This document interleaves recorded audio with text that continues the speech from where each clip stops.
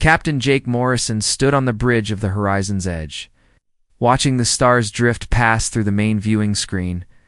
The ship had been traveling through empty space for 3 months now, mapping new star systems and looking for planets that might support life. It was boring work, but someone had to do it. The bridge was quiet except for the soft hum of the ship's engines. Lisa Carter sat at her communications station, monitoring radio signals from nearby systems. Most days, she heard nothing but static and cosmic noise. Dr. Patricia Wells worked at her science station, studying data from their latest planetary scans. The rest of the crew went about their daily routines, checking systems and maintaining. The ship Jake had been captain of the Horizon's Edge for 5 years. He was 42 years old, with gray starting to show in his dark hair. His crew trusted him, and he trusted them. They were explorers, not soldiers. The ship carried scientific equipment, not weapons. They were supposed to find new worlds.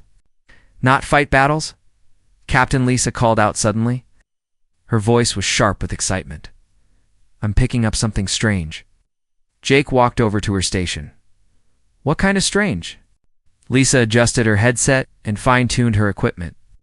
It's a transmission, but not from any human ship. The signal is very weak, and it's coming from outside our mapped space. Can you clean it up? I'm trying. Lisa's fingers moved quickly. Over her controls, there. Listen to this. A broken voice filled the bridge speakers. The words were in no language Jake had ever heard, but there was something in the tone that made his blood run cold. Fear, desperation, pain. Patricia, get over here, Jake called to the science officer. Dr. Wells hurried to the communications station. She was a small woman with short red hair and bright green eyes. She specialized in languages and had learned to speak 12 different human dialects. If anyone could figure out what they were hearing, it was her. The alien voice continued, sometimes clear, sometimes breaking up with static. Patricia listened carefully, her face growing more serious with each passing moment. This is definitely not human, she said quietly, but I think I can make out some patterns. Give me a few minutes. Jake nodded and turned to his navigator. Danny, where is this signal coming from? Danny Rodriguez was a young man from Mexico who could plot courses through space better than anyone Jake had ever known. He checked his instruments and frowned. The signal is coming from a star system about 3 weeks away at maximum speed. It's not on any of our charts.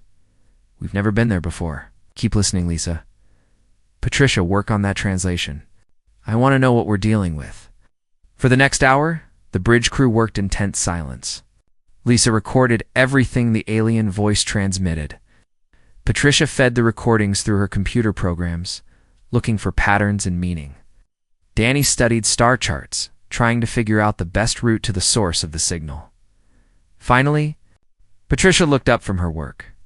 Her face was pale. Captain, I think I've figured out what they're saying. It's not good. Tell me. Patricia took a deep breath. They're asking for help. They keep repeating coordinates and they're saying words that translate to please and dying and last hope. There's something else too. They mentioned something called the harvest and they're terrified of it. Jake felt a chill run down his spine. Harvest. I think someone or something is attacking them. They're broadcasting this message to anyone who might be listening. It's a distress call, Captain. A cry for help. Lisa suddenly straightened in her chair. The signal's getting weaker. I think they're losing power. The alien voice became more desperate, speaking faster. Even without understanding the words, everyone on the bridge could hear the fear growing stronger. They're running out of time, Patricia whispered. Then, without warning, the transmission cut off. The bridge fell silent except for the soft static from the speakers. Lisa, try to get them back, Jake ordered. I'm trying, but there's nothing. The signal is gone. Jake stared at the empty screen where the star charts were displayed. Somewhere out there, an alien species was dying. They had sent out a desperate plea for help, and now they were silent. Were they already dead? Had their attackers found them? Captain, Danny said quietly. Those coordinates they gave us. I've plotted the course. Like I said, it's 3 weeks away at maximum burn. But sir, that would take us way outside our assigned patrol area. Command would never approve it. Jake knew Danny was right.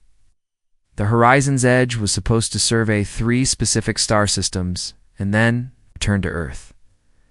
Chasing after alien distress calls was not part of their mission. If they left their assigned area without permission, Jake could lose his command. His crew could face court-martial, but he kept hearing that desperate voice in his head. The fear, the plea for help. Somewhere in the darkness of space, an entire species might be facing extinction. And as far as Jake knew, his ship was the only one that had heard their call. "Sir," Danny asked, "what are our orders?" Jake looked around the bridge at his crew. Lisa was still trying to re-establish contact with the aliens. Patricia was studying her translations, looking for more clues. Danny waited for his answer. These were good people. They had families back on Earth. They had signed up to explore space, not to risk their lives for strangers. But Jake also knew what kind of people they were.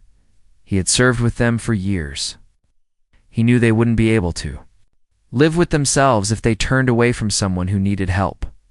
Danny plotted a course for those coordinates. Maximum burn. "Sir, that will drain most of our fuel reserves. We might not have enough to get back to Earth. We'll worry about that later."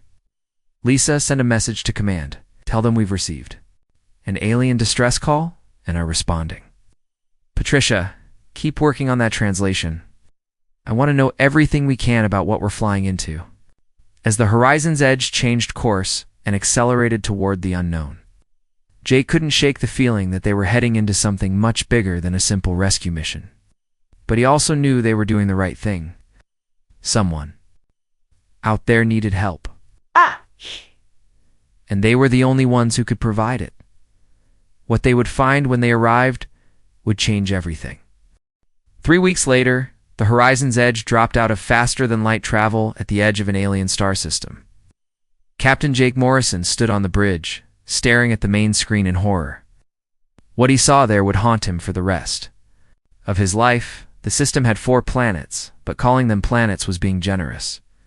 3 of them were nothing but bare rock, stripped of their atmospheres and surfaces. Massive scars covered their faces where something had dug deep into the ground. The 4th planet still had an atmosphere, but even from this distance, Jake could see huge wounds in its surface. "My God," whispered Dr. Patricia Wells. "What happened here?" Chief Science Officer Danny Rodriguez was studying his instruments. With shaking hands, "Captain, I'm reading massive mineral depletion on all 4 worlds. Whatever did this, they didn't just attack these planets, they mined them completely." Lisa Carter was scanning for any signs of life.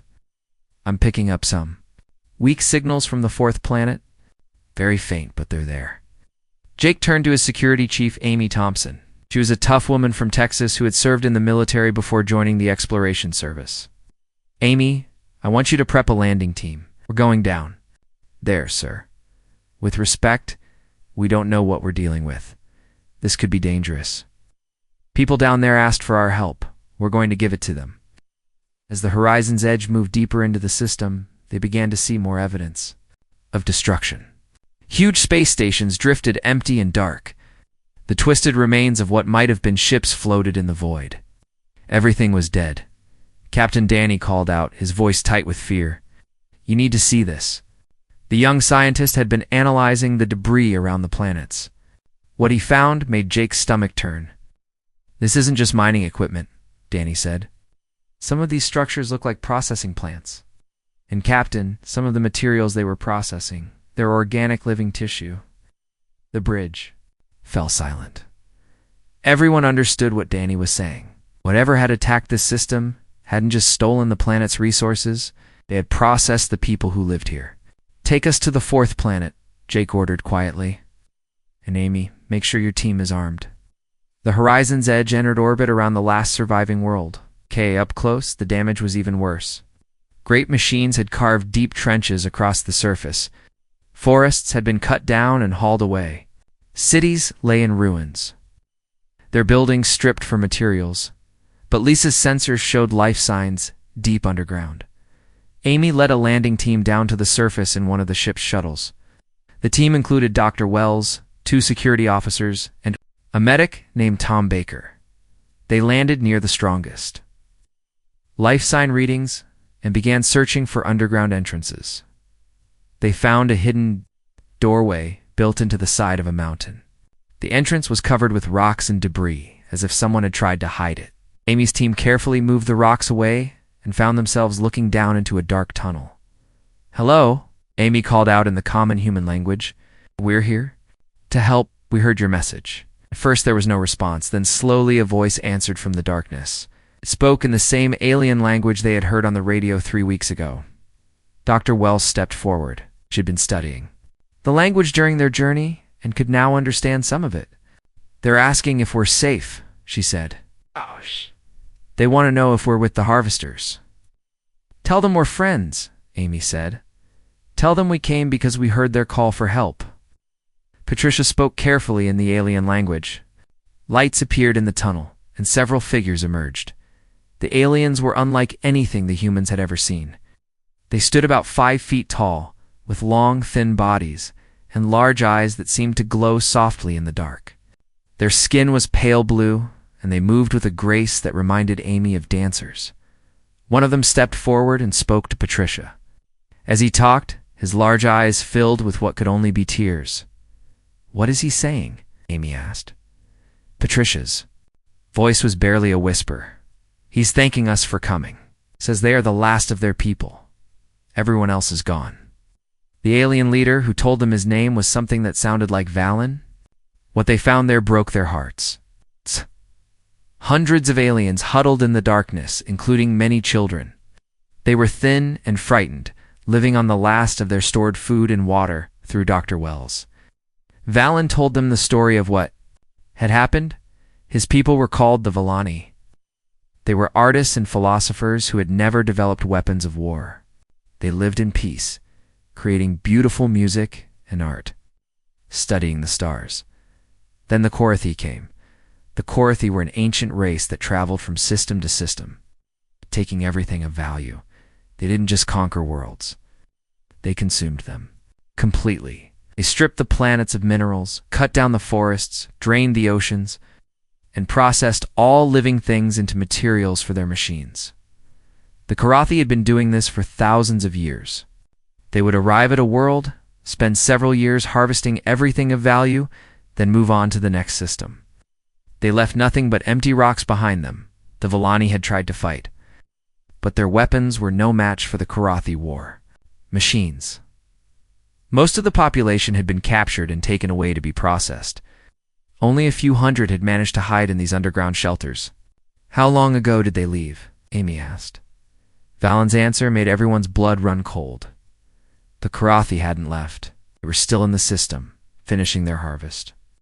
They would return to the planet soon to collect the remaining resources and hunt down any survivors. "We need to get these people out of here," Amy said into her radio. "Captain, we need immediate evacuation." Jake's voice crackled back through the static. "Understood. How many people are we talking about? About 300 survivors, sir. But Captain, there's something else you need to know." Amy told Jake about the Korathi and their harvesting. As she spoke, she watched the captain's face grow darker on her communication screen. "Amy, there's something else," Jake said when she finished. "Danny's been analyzing the Korathi shipwreckage we found. He discovered star charts. The Korathi aren't just harvesting random systems. They're working their way toward human space. There are markers on the charts showing Earth colonies they plan to hit next." The implications hit everyone at the same time. The Korathi weren't just a threat to the Villani. They were a threat to humanity itself. They weren't stopped here. They would continue their path of destruction until they reached human worlds. "Sir," Amy said, "how long do we have?" Before Jake could answer, alarms began blaring from the shuttle's communication system. Lisa's voice came through, tight with panic. "Captain, we have multiple contacts dropping out of faster-than-light travel at the edge of the system. The Korathi fleet is back, and they're heading straight for us." Amy looked at the frightened faces of the Villani around her. These people had suffered enough, had lost their world, their families, their entire civilization. And now, the monsters, who had destroyed everything they loved, were coming back to finish the job. But this time, they wouldn't be facing helpless victims. This time, they would be facing humans who had just learned that their own species was next on the harvesting list. Get everyone ready to move, Amy ordered her team. We're getting these people out of here. She looked up at the rocky ceiling. Above them, knowing that somewhere beyond the planet's atmosphere, a battle was about to begin that would determine the fate of two species. The Korathi were about to learn what happened when they threatened something humans cared about. Captain Jake Morrison watched the alien fleet approach on his main screen. There were 12 ships, each one larger than the horizon's edge.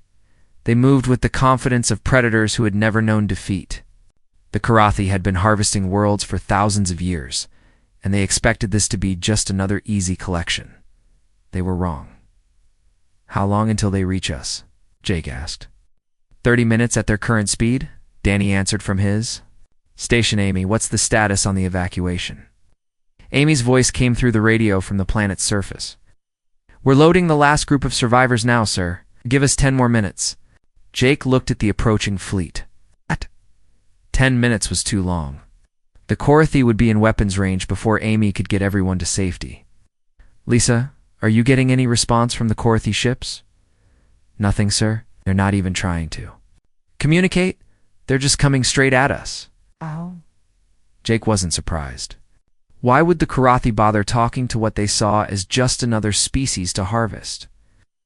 They had probably done this same thing hundreds of times before, Captain Danny said, his voice tight with fear.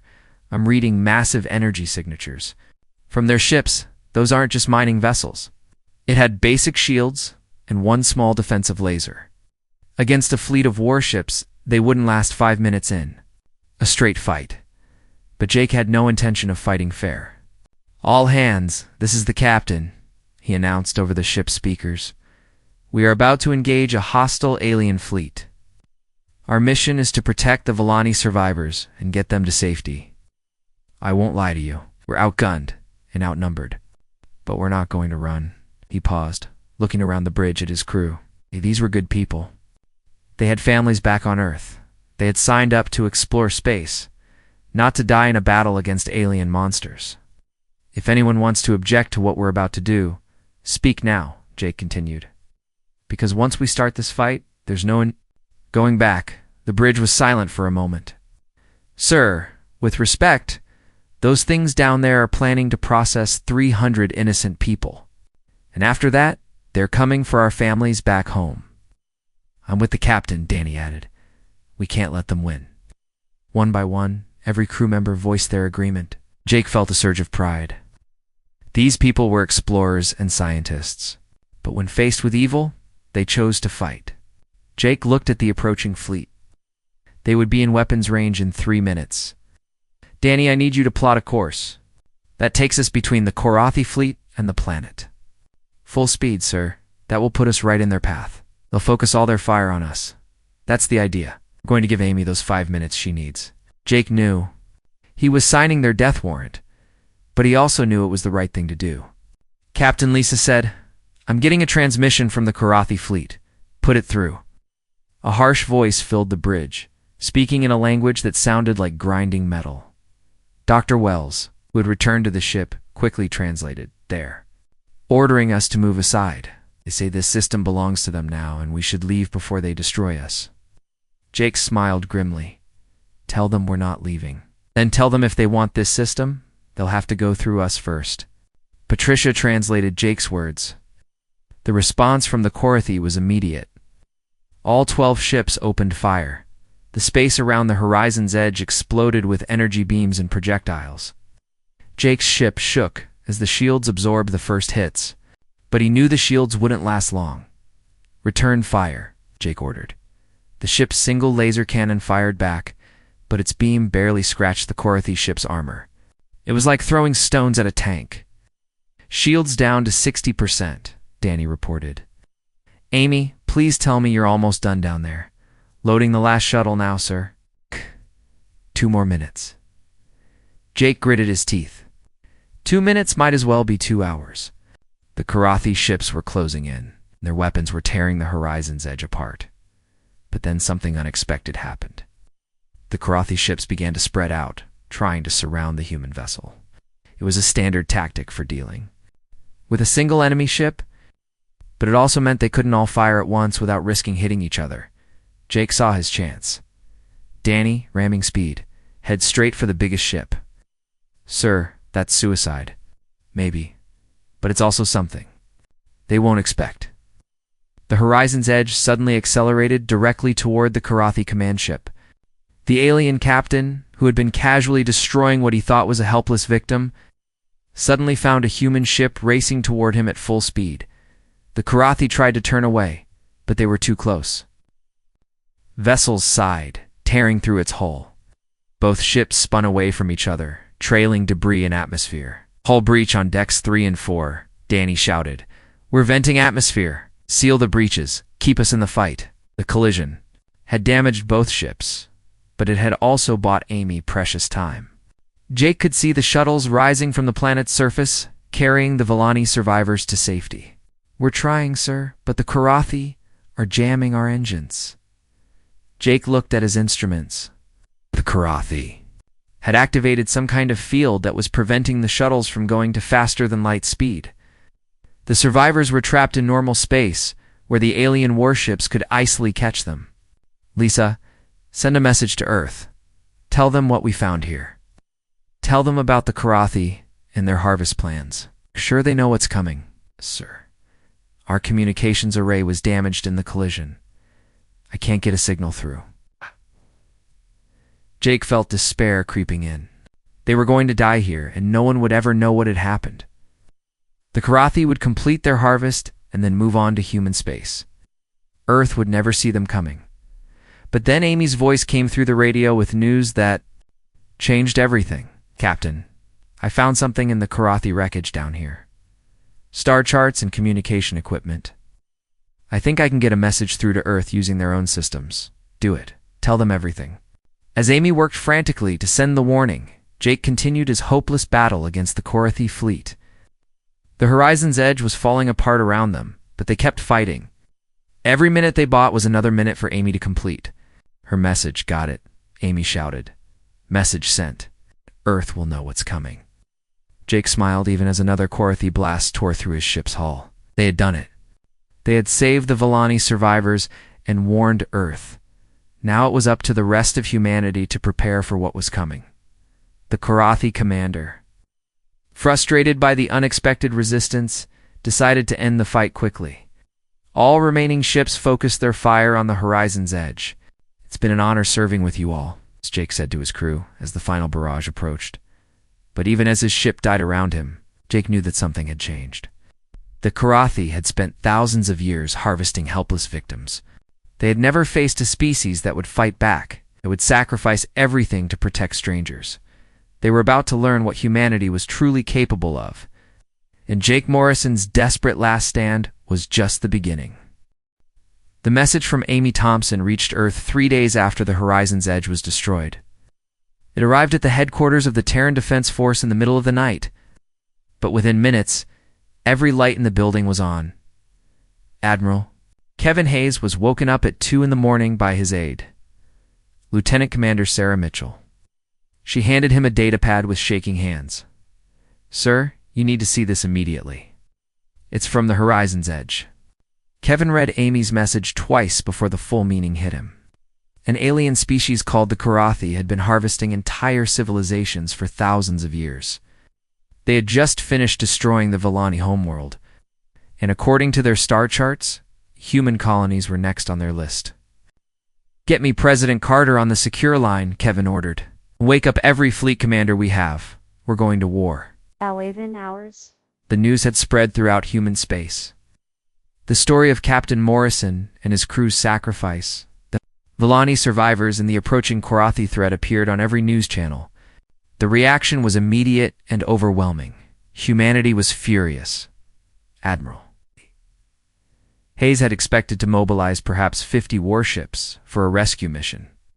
What happened instead was unlike anything in human history. Every military vessel in the fleet received orders to head for the Villani system. But that was just the beginning. The Merchant Marine Association voted to send armed cargo ships. Mining companies converted their industrial vessels into makeshift warships. Colony worlds sent their defense fleets. Even civilian ships began retrofitting with whatever weapons they could find. The story that captured everyone's attention was simple. Innocent people had called for help. Humans had answered that call, and they had died trying to save strangers. Now those same monsters were coming for human families. Fighter pilot Maria Santos was training on Mars when the call went out. She had been planning to spend her leave visiting her family in Mexico. Instead, she volunteered for the first combat mission to the Volani system. "Why are you doing this?" her flight instructor asked. "You've never even met these alien people, doesn't it?" "Matter," Maria replied as she checked her fighter's weapons systems. "They asked for help. Captain Morrison's crew died trying to give it to them. Now it's our turn." Marine Colonel Steve Mitchell was loading his troops onto transport ships at the Luna base when a reporter asked him what his men hoped to accomplish. "We're going to finish what Captain Morrison started," Steve said simply. "We're going to save those people, and we're going to make sure the Karathi never harvest another world." But perhaps the most impressive response came from ordinary civilians. Retired pilot Tony Clark had been running a small shipping company when he heard about the Karathi.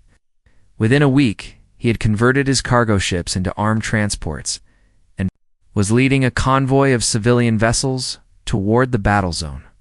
"My grandfather fought in World War III, Tony told his crew. "He always said that when evil shows its face, good people have to stand up and fight. Well, this is our time." The Karathi, meanwhile, had settled in to complete their harvest of the Volani system. They had destroyed the annoying human ship and were now systematically stripping the remaining resources from the planets. Their commander, Warlord Thax, was pleased with how smoothly the operation was proceeding. Thax was an ancient being, even by Karathi standards. He had overseen the harvesting of over 200 worlds during his long career. The humans had been slightly more troublesome than usual, but they were gone now. Soon his fleet would move on to harvest the soft human colonies his scouts had identified. "Warlord," his aide reported, "our long-range sensors are detecting ships approaching the system." "More humans?" Thax asked with mild interest. "Less, sir. But there are many more of them this time." Thax looked at the sensor readings and felt his first moment of concern. The approaching fleet contained over 100 ships. It was far more than any single species had ever sent against them. "Perhaps the humans are more organized than we thought," Thax mused. "No matter. We have harvested warrior races before. Deploy the fleet in standard battle formation." But as the hours passed, the sensor readings kept getting worse. The human fleet wasn't just large, it was massive. But it was still growing, sir, the aide reported nervously. "We now count over 300 human vessels. More are arriving every hour." For the first time in his long life, Warlord Thax felt something he had never experienced before: doubt. In all his centuries of harvesting, no species had ever sent such a force to defend strangers. Most races barely defended themselves. What kind of beings are these humans? He wondered aloud. He was about to find out. Admiral Hayes stood on the bridge of his flagship, the dreadnought Retribution, watching as ship after ship dropped out of faster-than-light travel around him. The human fleet had grown beyond anyone's wildest expectations. Military vessels flew alongside converted cargo. Ships, sleek fighters, escorted massive mining platforms that had been fitted with industrial lasers. Admiral Captain Lisa Wong reported from the communications station, "We now have over 800 ships in the fleet. They're still coming."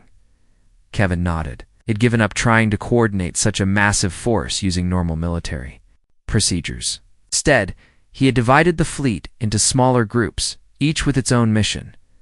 Some would engage the Karathi warships directly. Others would rescue any surviving Volani. Still others would hunt down fleeing Karathi vessels to make sure none escaped. "Sir," the tactical officer called out, "the Karathi fleet is moving to engage us.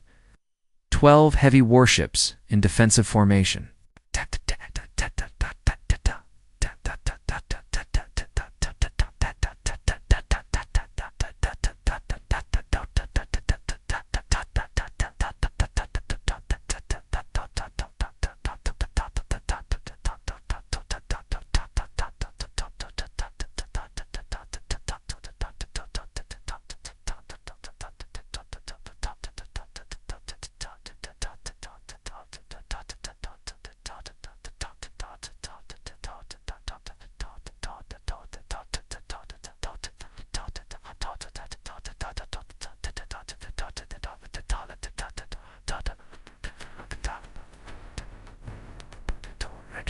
On his screen, 12 ships against 800. The Karathi were either very brave or very stupid. All ships. This is Admiral Hayes, he announced on the fleet-wide channel. The Karathi have been harvesting innocent civilizations for thousands of years. They destroyed the Volani homeworld and murdered Captain Morrison's crew. They think they can do the same to humanity. He paused, looking around his bridge at the faces of his crew. These people had volunteered to travel across the galaxy to fight for strangers. They represented the best of what humanity could be. Today, we show them they're wrong. Today, we show the galaxy that some things are worth fighting for. All ships engage the enemy. The human fleet surged forward like an unstoppable tide. Fighter squadrons led the charge, followed by destroyers and cruisers. Behind them came the converted civilian ships, their improvised weapons ready for battle. Warlord Thax watched the approaching swarm with growing horror. This wasn't a military engagement. This was an entire species coming for blood. All ships. Prepare for combat, he ordered. But even as he gave the command, he knew it was hopeless. The Karathi had superior technology and thousands of years of experience. But they had never faced anything like this. They had never faced humanity united. In righteous fury, Maria Santos dove her fighter toward the Karathi formation, her weapons charging. Around her, hundreds of other pilots followed suit. They weren't just fighting for victory. They were fighting for justice.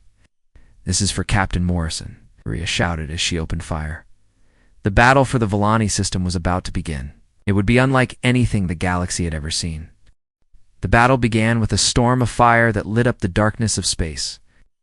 800 human ships attacked 12 Karathi warships in a fury unlike anything the galaxy had ever seen. The aliens had expected a military engagement. What they got was the wrath of an entire species. Maria Santos led the first wave of fighters, diving straight at the Karathi formation. Her squadrons spread out like angry hornets, their weapons blazing. The Karathi tried to shoot them down, but there were too many targets. For every fighter they destroyed, 10 more took its place. "Target their weapons," Maria shouted into her radio. "Don't let them fire back." The converted mining ships followed close behind the fighters. Tony Clark's industrial fleet used their massive cutting lasers to slice through Karathi armor like it was paper. These weren't military weapons, but they were designed to cut through solid rock.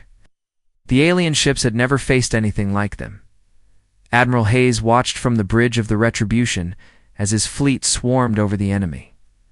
The Karathi ships were powerful, but they were built to fight other warships and organize battles. They had no defense against 800 ships attacking from every direction at once. "Sir," Captain Wong reported, "the Karathi are trying to break formation and retreat." "Don't let them," Hayes ordered. "All ships, pursue and destroy. Of them escape." The human fleet spread out to hunt down fleeing Karathi vessels. What followed wasn't a battle. It was an execution. Marine Colonel Steve Mitchell led a boarding party onto one of the damaged Karathi ships. His men fought their way through corridors filled with smoke and sparks, hunting for the alien crew. When they found the Karathi command, Senator Steve kicked down the door and pointed his weapon at the alien commander.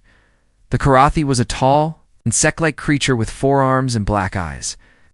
It chittered something in its own language, probably a surrender or a plea for mercy. Steve didn't care. He had seen the star charts showing hundreds of harvested worlds. He had read the reports about processed populations and consumed civilizations. This creature and its kind had been murdering innocent people for thousands of years. "This is for every world you destroyed," Steve said, and pulled the trigger. Warlord Thax watched his fleet die around him from the command deck of his flagship. In all his centuries of harvesting, he had never seen anything like this. The humans fought with a savagery that terrified him.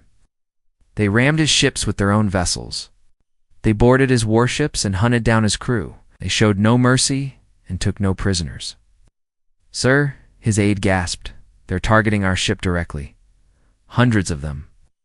Thax looked at his screens and saw the human fleet converging on his position. Every ship seemed to have the same goal: destroy the Karathi command vessel. "Why?" Thax whispered. Why did they fight so hard for strangers? He would never understand. The Karathi had ruled through fear for so long that they had forgotten what it meant to fight for something bigger than themselves. They had never learned that some beings would sacrifice everything to protect the innocent.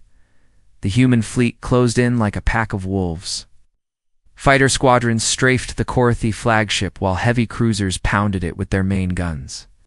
Converted. Cargo ships rammed into its sides, their crews dying in explosions that tore great holes in the alien vessel. In the end, it was Maria Santos who delivered the killing blow. Her fighter, damaged and leaking fuel, dove straight into the Karathi ship's command center. The explosion lit up space like a new star. Warlord Thox died without ever understanding what he had awakened. He had thought humans were just another species to harvest. Instead, he had discovered a people who would fight to the death for strangers, who would cross the galaxy to answer a cry for help, who would never stop until justice was done. The battle was over in less than 3 hours. 12 Karathi warships lay in ruins, their crews dead or captured. Not a single alien vessel escaped. The human fleet had taken losses too, but they had accomplished their mission. Admiral Hayes stood on his bridge, looking at the debris field that had once been the Karathi fleet. Around him, his officers worked to coordinate rescue operations and secure the system. "Sir," Captain Wong reported, "we're getting reports from the search teams. They've found the Volani survivors hiding on the 4th planet. All 300 of them are alive." Hayes nodded. That had been their primary mission: save the innocent people who had asked for help. "What about the Karathi star charts?" he asked. "We've recovered complete navigation data from their ships. The charts show the locations of dozens of harvested worlds, plus their planned targets. We know where they came from and where they were going next." Hayes smiled grimly. The Karathi had made a fatal mistake when they decided to target humanity. They had awakened something they couldn't control. Over the next few weeks, human fleets spread out across the galaxy, following the Karathi star charts. They found the alien homeworld and destroyed every harvesting ship they could locate, liberated slave camps and processing centers. They hunted down every last Karathi they could find. The galaxy learned a new truth. Humanity didn't just defend itself, it defended the innocent, no matter who they were or where they came from. The Volani survivors were taken to human space, where they were given new homes and the chance to rebuild their civilization. Their leader, Valon, asked Admiral Hayes why. Humans had risked everything for people they had never met. "Because someone had to," Hayes replied, "and we were the ones who heard your call." Word of the human response spread throughout the galaxy. Other species, facing their own threats, began deliberately broadcasting their distress calls toward human space. They had learned that if there was one people in the universe who would answer a cry for help, it was humanity. Years later, when the story was told in schools and universities across human space, people would remember it as the day humanity showed the galaxy who they really were. Not conquerors or destroyers, but protectors of the innocent. Guardians who would never let the weak face evil alone. The SOS that had ignited humanity's fury became something else entirely. It became a promise that no matter how dark the galaxy might become, there would always be someone willing to answer when innocence called for help, and that someone would always be human.